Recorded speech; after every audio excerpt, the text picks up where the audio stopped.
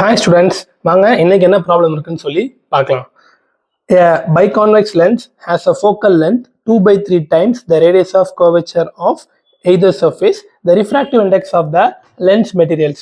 So இப்போ பைகான்வெக்ஸ்னா இந்த பக்கமும் பல்ஜிடா இருக்கணும், இந்த பக்கமும் பல்ஜிடா இருக்கும். சரியா? அப்போ ரெண்டு சர்ஃபேஸ் இருக்கும். இந்த சர்ஃபேஸ்க்கு ஒரு ரேடியஸ் ஆஃப் கர்வேச்சர் வேல்யூ இருக்கும், இந்த சர்ஃபேஸ்க்கு ஒரு ரேடியஸ் ஆஃப் கர்வேச்சர் வேல்யூ இருக்கும். சரியா?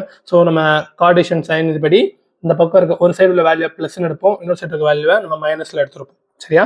ஸோ வாங்க இப்போ எப்படி சால்வ் பண்ணலாம்னு சொல்லி பார்க்கலாம். ஸோ உங்களுக்கு கொஸ்டின் என்ன கொடுத்துட்டாங்கன்னா ஃபோக்கல் லென்த்தோட வேல்யூ 2/3 டைம்ஸ் ஆரோட வேல்யூக்கு ஈக்குவலாக இருக்கும்னு சொல்லி கொடுத்துட்டாங்க. சரியா?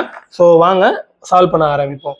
ஸோ ஃபர்ஸ்ட் இது சால்வ் பண்ணணும்னா I have to use lens makers formula. நமக்கு லென்ஸ் மேக்கர்ஸ் ஃபார்முலானா என்னன்னு தெரியும். சரியா? ஸோ லென்ஸ் மேக்கர்ஸ் ஃபார்முலா என்னது? 1/f = mu minus 1 into 1/r1 minus 1/r2. சரியா? இதான் லென்ஸ் மேக்கர் ஃபார்முலா. ஸோ எனக்கு என்ன கொடுத்துட்டாங்க? எஃபோட வேல்யூ 2/3 டைம்ஸ் ஆர் வேல்யூன்னு சொல்லி கொடுத்துட்டாங்க. இங்கே 2 ஆர் இருக்கும். சரியா?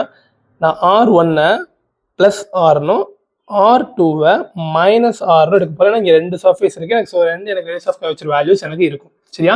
ஸோ வாங்க உள்ள சப்ஸ்டிட் பண்ணுவோம். So 1/2/3 times are equal to mu minus 1, mu தான் கண்டுபிடிக்க போகிறோம். 1/r minus of 1/-r. So இப்போ என்ன வரும்? டினாமினேட்டர் வந்துச்சுன்னா நியூமரேட்டருக்கு போயிடும். அப்போ 3/2r equal to mu minus 1, இந்த மைனஸ் மைனஸ் ப்ளஸ் ஆயிரும். ஸோ ஆட் பண்ணோம்னா என்ன வந்துடும்? 2/rன்னு வந்துடும். சரியா? ஸோ நான் நெக்ஸ்ட் ஸ்டெப்பில் நான் என்ன பண்ணிக்கலாம்? இதையும் கேன்சல் பண்ணிடலாம். ஸோ இந்த 2 இங்கிட்டு கீழே வருமா? அப்போ என்ன வந்துடும்? 3/4 ஈக்குவல் டு மியூ மைனஸ் 1. எனக்கு மியூ தான் வேணும். அப்போ என்ன பண்ணுவேன்? 3/4 ப்ளஸ் 1. ஸோ எல்சிஎம் எடுத்து ஆட் பண்ணால் எனக்கு என்ன வரும்? 7/4ன்னு வரும். சரியா?